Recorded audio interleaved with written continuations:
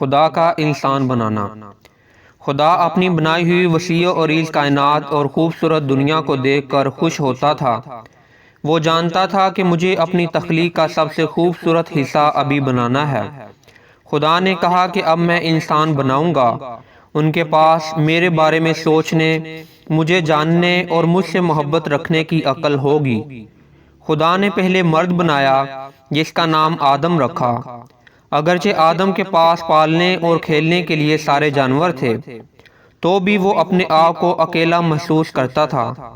اس لیے خدا نے عورت بنائی جس کا نام حوا رکھا تاکہ آدم کی بیوی بنے اور وہ اکٹھے مل کر باتیں کریں، منصوبے بنائیں، ہنسیں کھیلیں اور ایک دوسرے سے محبت رکھیں۔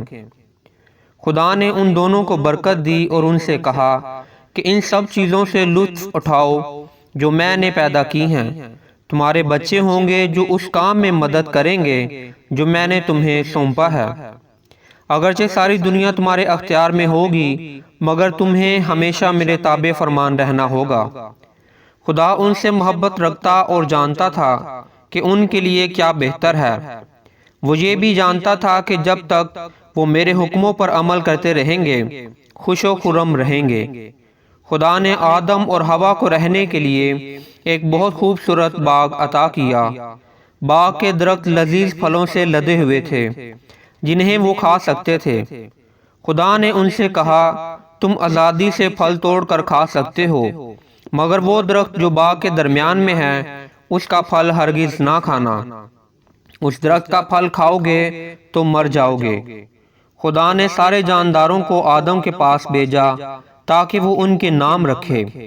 آدم اور حوا جانوروں سے باتیں کرتے اور ان کے ساتھ کھیلا کرتے تھے۔ جانور ان کے کہے کے مطابق کرتے اور انہیں کوئی نقصان نہ پہنچاتے تھے۔ آدم اور حوا خدا کی خاطر باغ کی نگہداشت اور باغبانی کرتے تھے۔ وہ سارے درختوں اور پودوں کی خوب دیکھ بھال کرتے تھے۔ ہر شام جب موسم خوشگوار ہوتا، خدا ان کے پاس آتا اور وہ اندھیرا ہونے تک دن بھر کے واقعات کے بارے میں باتیں کرتے رہتے تھے۔ یوں ایک کامل اور اچھا دن تمام ہوتا تھا۔